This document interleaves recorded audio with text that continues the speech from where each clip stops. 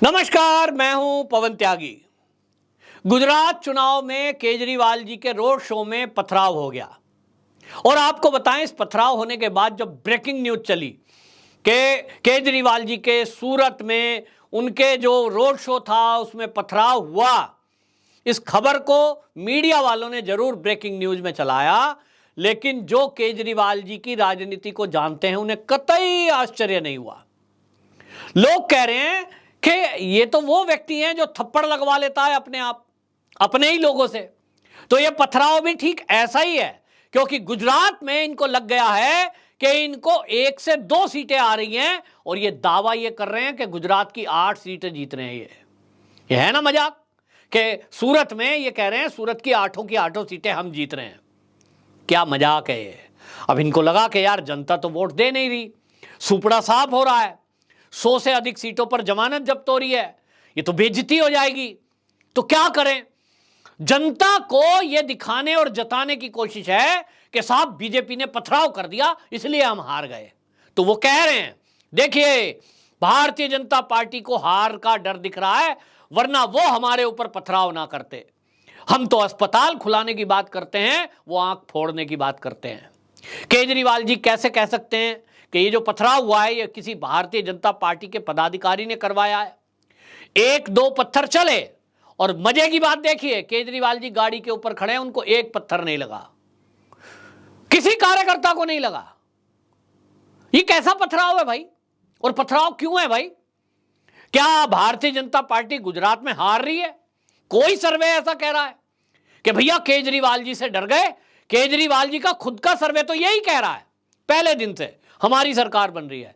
इसके अलावा जितने न्यूज चैनल हैं, जितनी प्राइवेट एजेंसियां हैं, कोई ये नहीं कह रहा कि वहां भारतीय जनता पार्टी को 130 से कम सीटें मिल रही है। 130 सभी लोग मिनिमम बता रहे, इससे नीचे नहीं।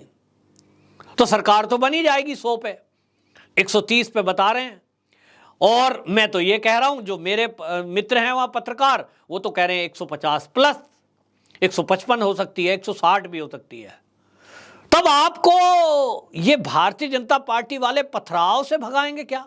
लगता है आपको आज के जमाने में कोई पत्थर मारेगा और पत्थर से कोई पार्टी डर जाएगी? ऐसा लगता है आपको? गोली का जमाना है, बंदूक का जमाना है, और पथराव भी हो तो कैसे कैसे पथराव होते हैं केजरीवाल जी से बेहतर कौन जानता है। दिल्ली में तो पथराव बहुत बार हुए हैं।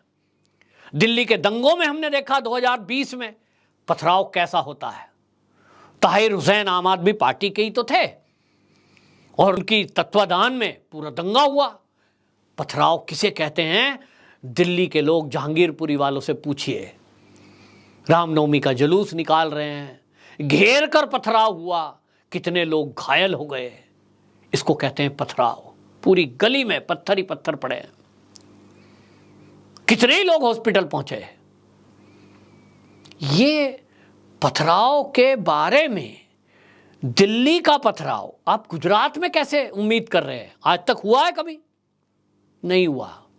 लेकिन केजरीवाल जी की एक योजना है कि वो सूरत को बदनाम करें, सूरत को बदनाम कर दें फिर इस तरह से, क्योंकि वो सूरत जो उनकी दाल नहीं गल रही है, जहां वो तो सोच रहे थे सूरत में, वाकई में अनुमान इन्होंने यही लगाया था, क्योंकि सूरत में मुस्लिम बहुल एरिया हैं। इनको लगता था कि मुसलमान तो इनकी बपौती है, वो तो इनको वोट देंगे ही, क्योंकि जो दिल्ली में इन्होंने मुसलमानों के लिए किया, जिस तरह की सैलरी इन्होंने मौलवियों को दी, उसकी पोल खुद भी खोली इन्होंने, माइक में बोल रहे थे कि हम तो बस तुम्हारे ही है। तो ये जो पक्षपात इन्होंने बौद्धों के साथ किया, जो पक्षपात सिखों के साथ किया, ईसाइयों के साथ किया, हिंदू पंडितों के साथ किया, कि मौलवियों को केवल तनख्वाह दी, बाकी किसी धर्म के पुजारी पंडित मौलवी को नहीं, बाकी को नहीं दी, मौलवियों को दी केवल।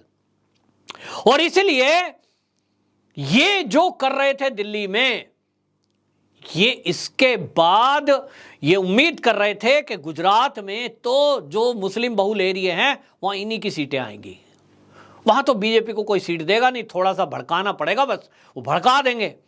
लेकिन इनकी चाल सूरत में नहीं चलती दिख रही है। जितने सर्वे हैं, जो पत्रकार जमीन पर रिपोर्टिंग कर रहे हैं, उनकी डेली रिपोर्ट है, वो ये बता रहे हैं कि हां सूरत में 1 सीट केजरीवाल की आने की उम्मीद दिखाई दे रही है, 8 में से 1, केवल 1। तो इनको लगा यार लोगों को कैसे भड़काऊं, रोड शो कर रहे हैं, लेकिन ये लोगों से मिल नहीं रहे। लोगों के मन में गुस्सा है।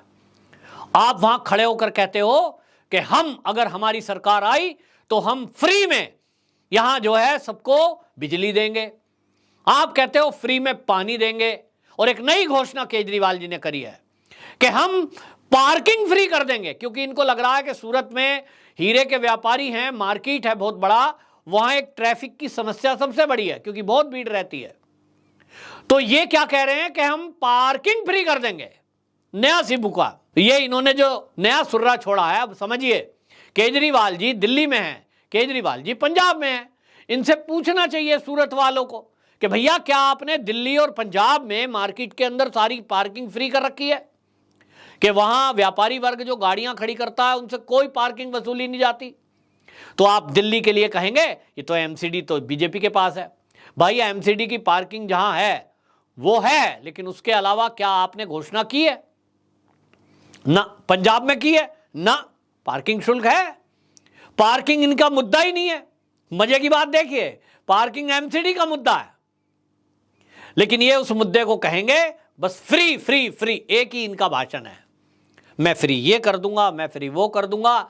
जबकि सूरत के व्यापारी कहते हैं हमें तो सुविधा दे दीजिए, हमें फ्री में कुछ नहीं चाहिए। कुछ व्यापारी, पता नहीं कौन इनके कान में कह के जाता है, फिर ये कहते हैं साहब व्यापारी कह रहे हैं मुझसे वसूली होती है।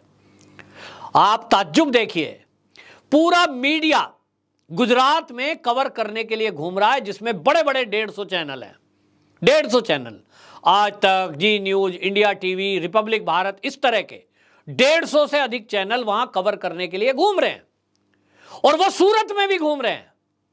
लेकिन किसी पत्रकार को किसी ने ये नहीं कहा कि हमसे सरकार में वसूली हो रही है, लेकिन केजरीवाल जी को जरूर बता देते हैं वो। ये किस तरह की राजनीति कर रहे हैं? ये किस तरह का दुष्प्रचार है? ऐसे वोट मिलती है क्या कि आप झूठे आरोप लगाएंगे, आप जो है वैसे मुद्दे उठाएंगे जो उठाने के लायक नहीं है? वसूली सरकार के आदमी करते हैं क्या? तो केजरीवाल जी का ये फंडा जो जनता है, जो उनको जानती है, उनके समझ में आ चुका है।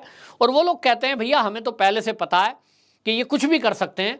और जो इस तरह की मानसिकता है, आप नक्सली मानसिकता देखिए, वो खुद ही अपने आप इस तरह के हमले कर देंगे, फिर उसका दुष्प्रचार करेंगे, फिर उसमें लोगों को जोड़ेंगे, इस तरह की सहानुभूति लूटने का काम करते हैं। तो जैसा कि दिल्ली वाले लोग कह रहे भाई इन्होंने तो थप्पड़ भी खुद से लगवा लिया था। बहरहाल हमें नहीं पता कि इस जो पत्थरबाजी के पीछे की हकीकत क्या है, लेकिन जो भारतीय जनता पार्टी के नेता वहां बोल रहे हैं, जो पत्रकार उस रैली को कवर कर रहे थे, रोड शो को, उन्होंने जो बताया, उन्होंने तो ये बताया कि हमने देखा 2-4 पत्थर आए जरूर हैं, लेकिन वो एक गली से आए थे। किसने मारे इसको जब तक पुलिस गई है ढूंढने की कोशिश की है, वहां कोई मिला नहीं, और कोई विरोध के नारे नहीं है कहीं। पूरे सूरत में इस तरह का काम नहीं हुआ है। ये केवल और केवल सूरत वालों को बदनाम करने की एक साजिश भर है, और केजरीवाल जी सहानुभूति लेकर लोगों की वोट बटोरना चाहते हैं, ताकि जैसा थप्पड़ लगा था उस समय कहा था बीजेपी वालों ने हमला करा दिया। इतना ही नहीं, मनीष सिसोदिया जी की आपको प्रेस कॉन्फ्रेंस याद होगी, उन्होंने तो सीधा एक हमला बीजेपी पे बोलकर इतनी बड़ी बात बोल दी। उन्होंने तो ये कह दिया था कि भारतीय जनता पार्टी के नेता तो केजरीवाल जी की हत्या कराना चाहते हैं। अब सोचिए, अगर हत्या कराना चाहते हैं तो वो पत्थर मारेंगे या गोली? एक बड़ा सवाल है, पत्थर मारेंगे या गोली? लेकिन इनको एक बदनामी करनी है, सुर्रा छोड़ना है, पब्लिक की सहानुभूति लेने के लिए। भारतीय जनता पार्टी आज तक जितनी राजनीति करती आई है उसको क्या जरूरत है? वो एक लोकतांत्रिक पार्टी है। बड़े से बड़े दुश्मन को भी वो, मोदी जी एक शब्द नहीं बोलते, कितनी भी गाली दे दीजिए आप, तो उनको क्या जरूरत पड़ी ऐसी पार्टी के लोगों को मुंह लगने की या छेड़ने की, जिनका कोई अस्तित्व अभी तक तो कहीं राजनीति में है नहीं। 1 या 2 राज्य में आने से आप कहीं भाजपा के टक्कर में नहीं दिखते हैं, जबकि भाजपा अकेली चुनाव मैदान में होती है और इनके साथ विपक्ष दल पूरा, जैसे आप देखेंगे ना, कांग्रेस ने गुजरात में प्रचार नहीं किया है, कहीं फील्ड में नहीं है, क्योंकि खुला फील्ड आम आदमी पार्टी से समझौता करके उनके लिए छोड़ दिया कि हम अंदर से सपोर्ट करेंगे भाई, बाहर से खुलकर नहीं कर सकते। और इसलिए ये एक चाल दिखाई दे रही है। दूसरी तरफ जनता में आक्रोश है, चाहे दिल्ली हो चाहे गुजरात।